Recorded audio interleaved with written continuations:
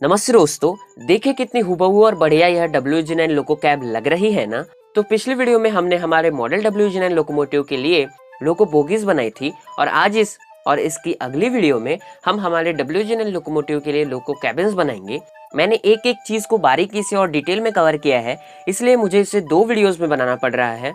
यह दोनों ही वीडियोस काफी ज्यादा इंटरेस्टिंग और इम्पोर्टेंट होने वाली है, क्योंकि आप इसी कैब का यूज करके मॉडल WP7, WG9, WP5 और WG11 लोकोमोटिव्स को भी बना सकते हो। तो बिना किसी देरी के हमारे लोकोमोटिव के लिए कैबिन्स बनाना शुरू करते हैं। तो इसके लिए मैंने यहाँ पर इस पेपर की शीट का यूज किया है। मैंने यहाँ पर इस पीस को चार्ट पेपर की शीट में से काट लिया है, जो कि आपको आसानी से स्टेशनरी शॉप में मिल जाएगी। फिर इस पेपर के ऊपर हम हमारी कैप को ड्रॉ करेंगे कुछ इस प्रकार से। तो ये जो विंडोज और डोर्स के जो कॉर्नर्स है, इन्हें जरूर से कर्व ही रखिएगा, इन्हें स्किप मत कीजिएगा।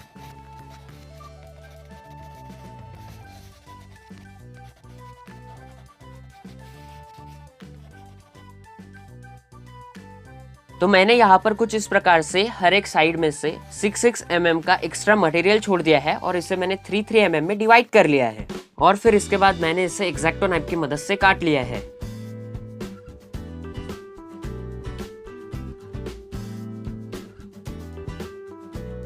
उसके बाद फिर मैंने यहाँ पर नीचे से 1 सेंटीमीटर छोड़ के एक लाइन ड्रॉ की है और प्रोटेक्टर की मदद से कुछ इस प्रकार से एक कर्व ड्रॉ किया है। तो इसके मेजरमेंट्स के लिए मैंने डिस्क्रिप्शन में एक गूगल ड्राइव की लिंक दी है, आप वहां से जाके डाउनलोड कर सकते हो या फिर आप इसका स्क्रीनशॉट भी ले सकते हो। इसके बाद मैंने यहाँ पर स्टिकर पेपर लिया है। इसकी एक साइड स्टिकी होती है और दूसरी साइड सादे पेपर जैसी होती है, इसे आप पिल करके स्टिक कर सकते हो। तो इसे मैंने बीच में से कुछ इस प्रकार से काट लिया है। स्टिकर पेपर आपको आसानी से किसी भी स्टेशनरी शॉप में मिल जाएगा। और इन दोनों पीसेस को मैंने कुछ इस प्रकार से अलाइन करके इसके ऊपर मैंने हमारा ये जो कटा हुआ पीस था इसे रख के इसे स्टिक कर दिया है। और इंश्योर कीजिएगा कि इसके अंदर एयर बबल्स ना हो। और फिर इसके बाद ये जो एक्स्ट्रा मटेरियल है इसे हम कटर की सहायता से काट लेंगे। इसके बाद फिर मैंने यहाँ पे डोर्स के ऊपर डोर हैंडल्स के लिए ड्रॉ कर लिया है। तो इसके बाद यह कुछ इस प्रकार दिख रहा है और यह स्टिकर पेपर लगाने का रीजन यही था ताकि इसकी थिकनेस और ड्यूरेबिलिटी दोनों बढ़ जाए। इसके बाद हम विंडोज और मार्कर लाइट्स के लिए खांचों को काट लेंगे।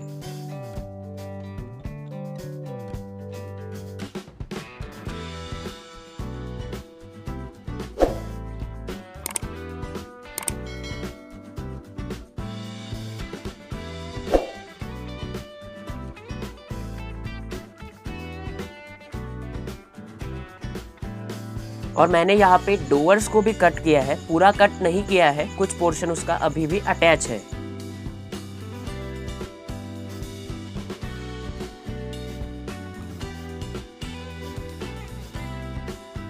तो मैंने यहाँ पर विंडोज, मार्कर लाइट, हेडलाइट और डोर हैंडल्स के लिए स्लॉट्स को कट कर लिया है। इसके बाद मैं ये जितने भी पोर्शन को कट कर रहा हूँ इसे मैं हाफ कट कर रहा हूँ, क्योंकि बाद में हम इसे यहाँ से मोड़ देंगे।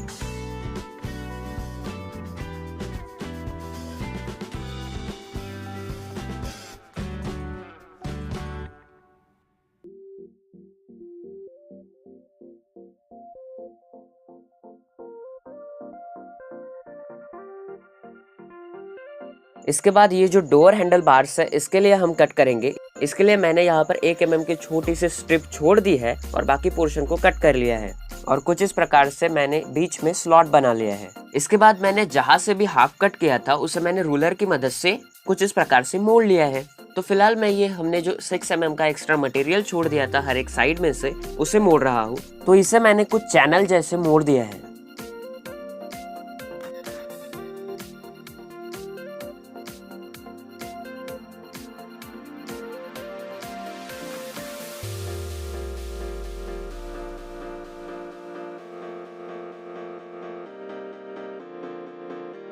और फिर इसके बाद मैंने इस बाकी के पोर्शन को कुछ इस प्रकार से मोड़ लिया है। तो मैंने इसे कुछ इस प्रकार से मोड़ लिया है। आप इस पीस में देख सकते हो जो डोर हैंडल बार्स के पास 1 mm का जो पीस था वो यहाँ पे नहीं है, वो मुझसे गलती से कट गया था, उसे फिर मैंने बाद में अलग से चिपका लिया है। इसके बाद यहाँ पर और एक डोर हैंडल होता है, तो मैंने उसे बाद में ड्रॉ कर लिया और फिर उसे कट कर लिया है। उसके बाद हम जो WG9 लोकोमोटिव में बीच की येलो लाइन होती है जो कि मुझे बहुत पसंद है, उसे हम मार्क करेंगे।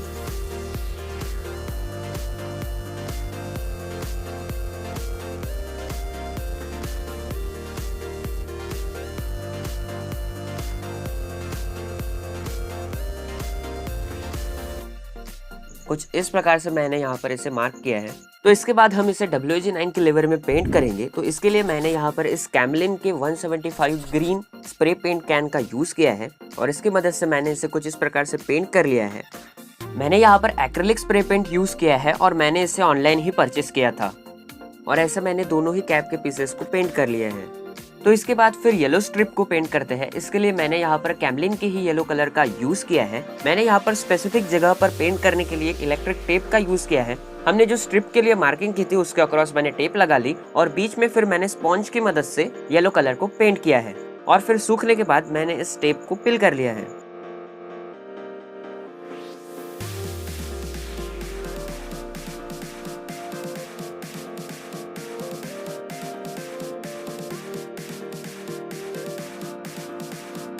तो ये जो येलो पेंट है ये कुछ कुछ जगहों से थोड़ा थोड़ा फैल चुका है, तो इसे मैंने इस कटर की मदद से स्क्रैच करके निकाल लिया है। तो ऐसा मैंने दोनों ही पीसेस के साथ किया है। तो इसके बाद कैप को स्ट्रेंथ देने के लिए मैंने यहाँ पर सनबोर्ड का यूज किया है। मैंने सनबोर्ड के पीस को कुछ इस प्रकार से उसी सेम डायमेंशंस में काट लिया है। सिर्फ मैंने इस बार ये जो विंडोज के कॉर्नर्स है इन्हें कर्व नहीं किया है और इसे मैंने क्राफ्ट नाइफ की मदद से ही काटा है और ये आपको किसी भी अच्छी खासी स्टेशनरी शॉप में मिल जाएगा। उसके बाद साइड वॉल्स के लिए भी मैंने कुछ इस प्रकार का पीस काटा है और इसके भी खिड़कियों के कॉर्नर्स को मैंने कर्व नहीं किया है। तो ऐसा ही एक पीस मैंने अपोजिट वॉल के लिए भी बना लिया है। इसके बाद ये जो डोर हैंडल बार्स के लिए स्लॉट है उसे काट लेते हैं। इसे मैंने फास्ट फॉरवर्ड किया है, आप धीरे ही काटना।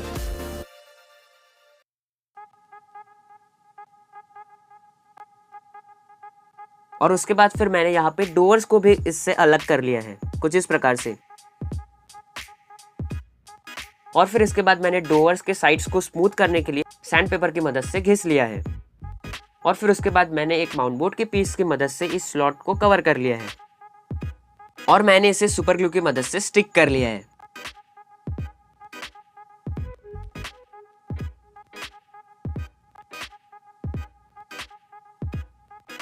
तो इसके बाद मैंने यहाँ पर एक स्टिकर पेपर की स्ट्रिप ली है और इसे मैंने डोर और इस पीस के साथ कुछ इस प्रकार से स्टिक कर लिया है।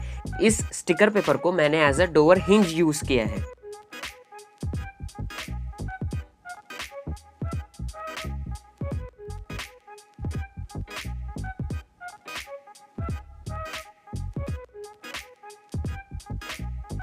तो ये डोवर्स इस पीस के साथ मिसमैच ना हो इसलिए मैंने इसे इस स्टिकर पेपर की मदद से टेम्पररीली ऐसे स्टिक कर लिया है और ऐसा मैंने ऐसे दोनों पीसेस के साथ कर लिया है। इसके बाद मैंने यहाँ पर एक साइकिल का स्पोक लिया है और इसे मैंने कुछ इस प्रकार से काट लिया है। इसके बाद फिर मैंने यहाँ पे ये जो डोर हैंडल बार्स के लिए स्लॉट्स थे इसे as a handle bar use किया है। तो मैंने इन साइकिल स्पोक्स को इन स्लॉट्स में सुपर ग्लू की सहायता से स्टिक कर लिया है। इसके बाद ये जो कैप के एजेस का जो कर्व पोर्शन होता है उसे बनाने के लिए मैंने सेम उसी के डायमेंशन का एक पीस लिया है। इस पीस के लिए भी मैंने सेम पेपर के ऊपर स्टिकर पेपर को स्टिक किया है। इसके बाद मैंने इसे एक सर्कुलर ऑब्जेक्ट की मदद से यहाँ पे मैंने सीरीज ली है, इसकी मदद से मैंने इसे थोड़ा सा कर्व कर लिया है। इसके बाद मैंने फिर इस कर्व को अच्छी तरह से उभारने के लिए माउंट बोर्ड का यूज किया है। मैंने कंपास की मदद से 1.6 सेंटीमीटर की रेडियस लेके माउंट बोर्ड के ऊपर एक सर्कल ड्रॉ किया है जिसे मैंने कैंची की सहायता से काट लिया है।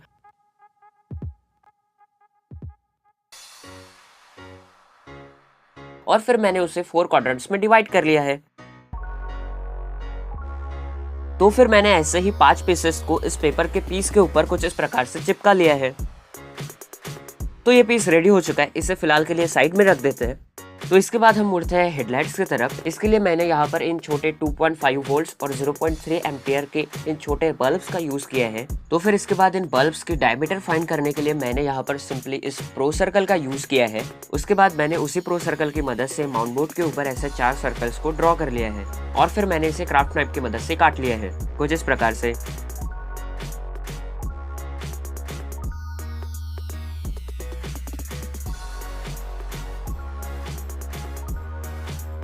तो ऐसे 4 होल्स रेडी हो चुके हैं। ये हमने बेसिकली हमारे हेडलाइट्स के लिए हाउसिंग बनाने के लिए किया है।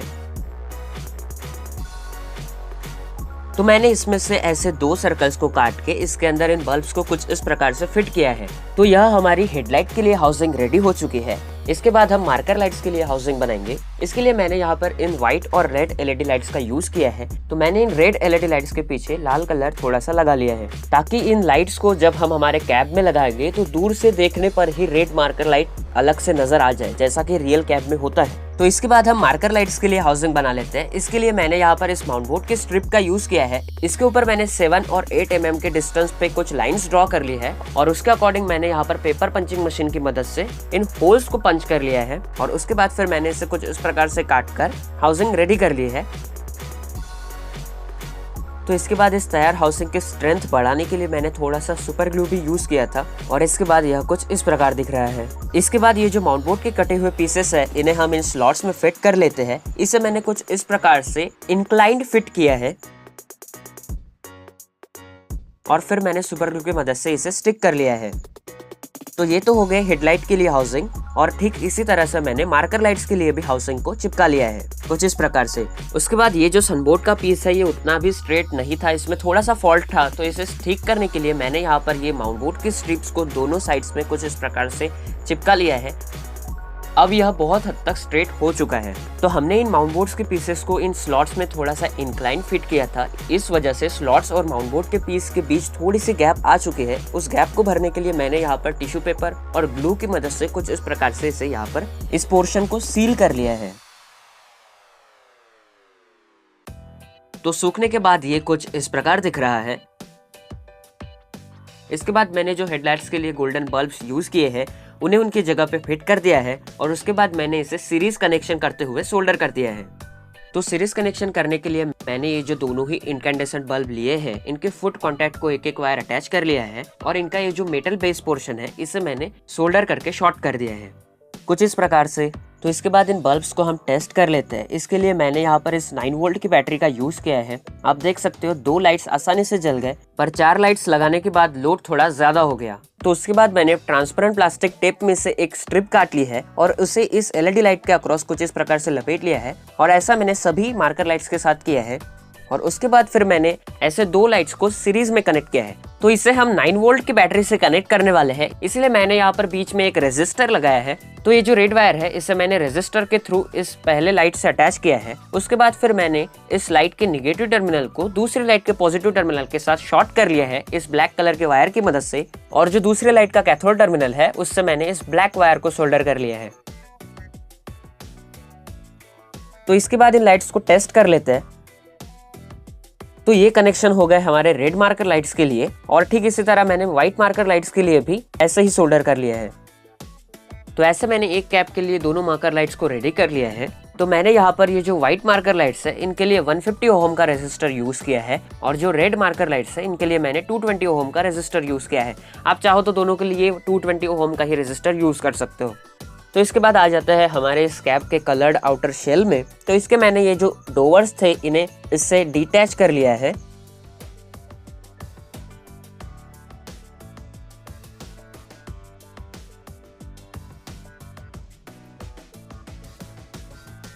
और उसके बाद ये जो एजेस थे, इसे कवर करने के लिए मैंने यहाँ पर इस पाइप का यूज किया है।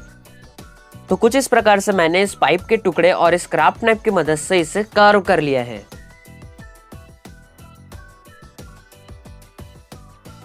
और इसके बाद ये जो हमने एजेस को मेंटेन रखने के लिए जो पीसेस बनाए थे, उससे उनकी जगह पर ग्लू की मदद से स्टिक कर लिया है। तो ऐसे मैंने दोनों पीसेस को दोनों एजेस में लगा लिया है। तो इसके बाद यह कुछ इस प्रकार दिख रहा है। इसके बाद मैंने सनबोर्ड के पीस के साथ चिपकाने के लिए इस सनबोर्ड की एक स्ट्रिप को लिया है, जिसे मैंने कुछ इस प्रकार से काट लिया है और इसे मैंने टेप की मदद से टेम्परेरीली इसके साथ स्टिक कर लिया है।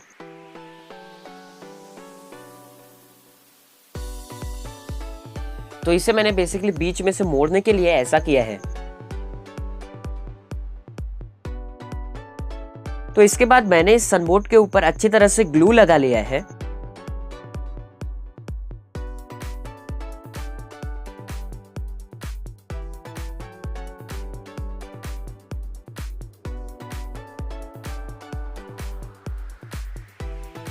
और इसे फिर हम हमारे इस आउटर शेल के ऊपर स्टिक कर लेंगे। तो यह जो सनबोर्ड है यह फेविकॉल की मदद से उतना अच्छे से स्टिक नहीं होता है। हमने सिर्फ इस सनबोर्ड को इस पेपर पे अच्छी तरह से इसकी जगह पर प्लेस करने के लिए ही फेविकॉल का यूज किया है। सूखने के बाद मैंने इस टेप को हटा लिया है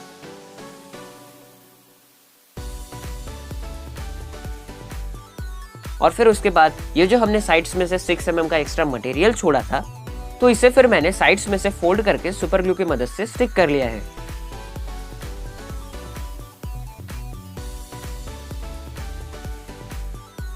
तो ये तो हो गया फ्रंट फेस के लिए। अब साइड वॉल्स के लिए भी मैंने सेम यही प्रोसीजर की है। तो मैंने यहाँ पर दरवाजे के लिए जो मटेरियल था उसे पहले ही स्टिक कर लिया है और इसके बाद ये जो बचा हुआ था इसके ऊपर ग्लू लगाकर इसे भी कुछ इस प्रकार से स्टिक कर लिया है।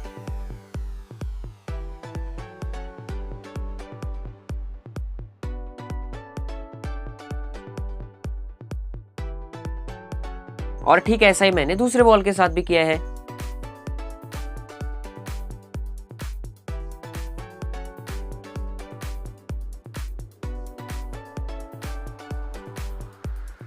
तो इसके बाद मैंने यहाँ पर इसे सुपर ग्लू से स्टिक कर लिया है और ये जो साइड में से एक्स्ट्रा मटेरियल था इसे फोल्ड करके भी स्टिक कर लिया है और कुछ कुछ जगहों से मैंने एक्स्ट्रा मटेरियल को निकाल लिया है कुछ इस प्रकार से।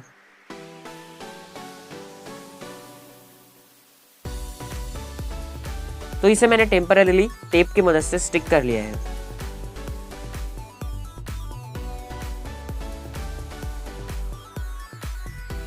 तो इसके बाद मैंने इसमें बेस फिट किया है। इसके लिए भी मैंने सेम सनबोर्ड का ही यूज किया है जिसे मैंने कुछ इस प्रकार से काट लिया है।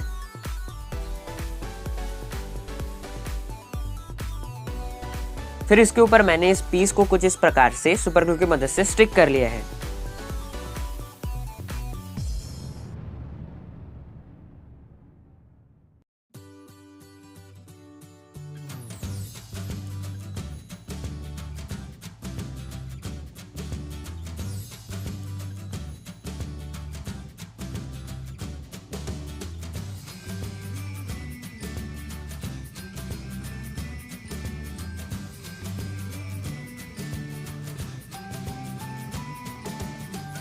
तो इसके बाद यह कुछ इस प्रकार दिख रहा है और ठीक इसी तरह से हम इसमें डोवर्स को भी फिट कर देंगे।